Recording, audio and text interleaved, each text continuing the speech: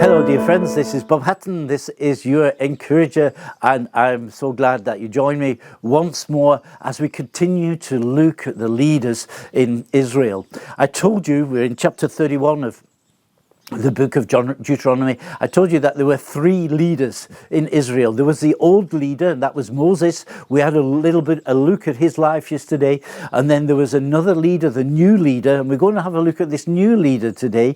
And the new leader was Joshua.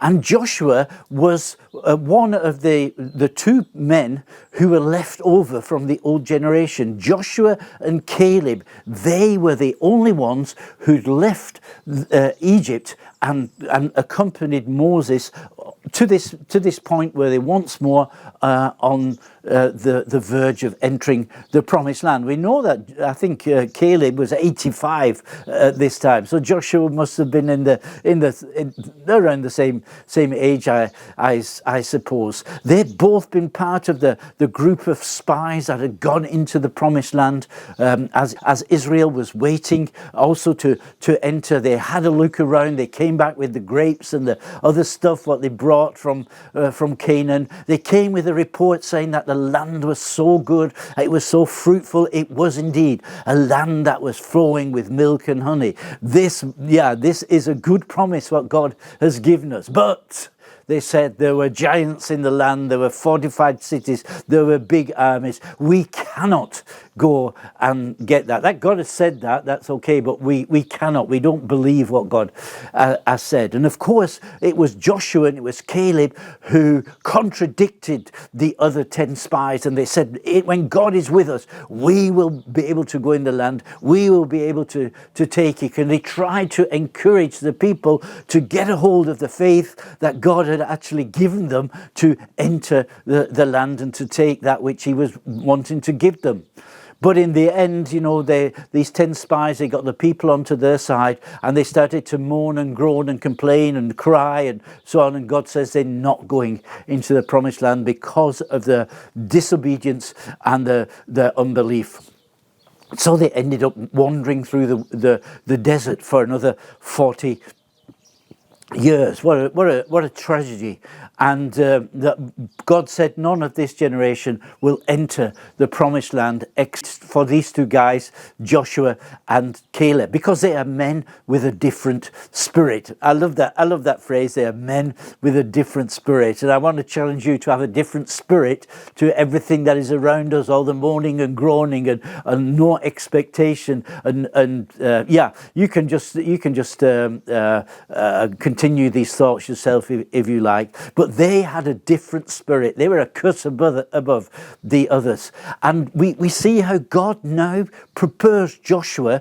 I mean, he's got another 40 years to wait, but God is preparing him to become the leader of Israel. Well, what does he do?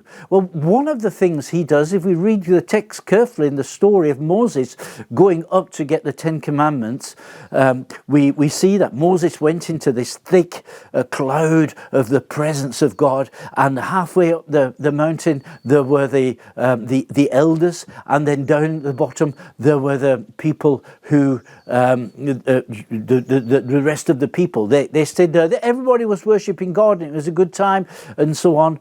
But if we read carefully, we find out that Moses wasn't actually alone when he entered the presence of God. He'd taken his young servant with him. He'd taken Joshua with him. We've got to read carefully, and we find that there. And Joshua was there as Moses had fellowship with the Lord. As he saw him getting the commandments, the 10 Commandments from God, Joshua was there. He didn't say anything, he didn't do anything, but he observed it. And then in another place, we find out that the Israelites, they built the tent, what they call the tent of meeting. And every day Moses would leave his tent wherever he was living, sleeping when they were in the desert. And he would come down to the tent of meeting. And as Moses got to the tent of the meeting, the presence of God, the glory of God would come down upon that place. And Moses would speak to the Lord. They would have fellowship. And it was this close fellowship in the presence of God, which was so different, so powerful. And then we read that Moses went, the glory of God lifted, but Joshua, he remained in the tent of meeting. So that's where he was living. He was living in the presence of God. And every time Moses came, he experiences this manifest presence. He experienced this thick cloud that had covered the tent. He experienced what God was saying to Moses. He saw Moses and how he lived his relationship to God out. It was so good for him. And this was part of the preparation to become the leader of Israel. And it came to the day when Moses knew, my time is now gone. I'm old, 120. I'm no longer able to lead this people. The new generation is going to enter the promised land. This is a new time. This is not for me. It's now time for me to step aside and release the new generation. And this is so exciting. And Joshua, he got the experience. He'd had the meetings with God. He had the anointing, but he also needs to hear the voice of God. He needs to hear the calling. And that's what we need. You know, God gives us gifts, he gives us anointing, but we need to hear confirmation through the calling of God. And this very often comes from other people, that they see in us something. And Moses saw in Joshua the anointing for the leadership of Israel. And so he lays hands on him and he transfers, if you like, the authority that he had. He transfers that onto Joshua. He had the calling and he had the encounter with God. And God said to him, you are going to lead the people into that land. I have promised you this land, and I will be with you. And you know, these are three things that we need. It's God's promise, God's faithfulness, and God's accompaniment, that he goes with us. So let me just ask you three questions as I come to a close this morning. What has God promised you? How was he with you in the past? And how do you experience his presence? Well, I hope you have a good day today. I'll see you again tomorrow. You're Bob Hatton, your encourager.